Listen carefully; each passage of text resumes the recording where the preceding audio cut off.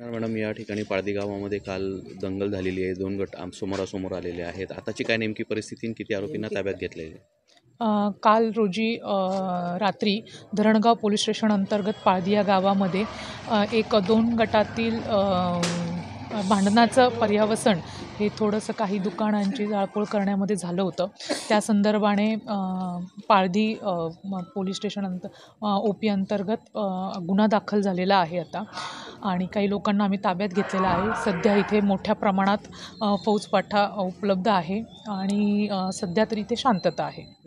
कारण काय होतं या घटनेच्या मागचं कारण? काही अंतर्गत वादामुळे सदरचा जो जी घटना आहे ती घडलेली आहे. किती लोकांनी गुन्हा दाखल केला? सध्या तरी आम्ही ज्या अज्ञात आहेत अशा 20 ते 25 लोकांविरोधात सध्या गुन्हा दाखल केलेला आहे. संचारबंदीचं लागू केलेलं आहे. किती दिवसापर्यंत गावात शांतता राहावी म्हणून सध्या उद्या 6 वाजेपर्यंत, सकाळी 6 वाजेपर्यंत संचारबंदी लागू केलेली आहे.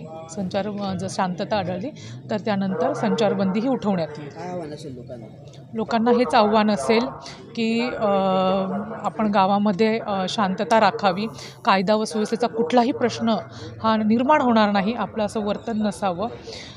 तसेच कायदा व सुव्यवस्था कृपा करून हातात घेऊ नये.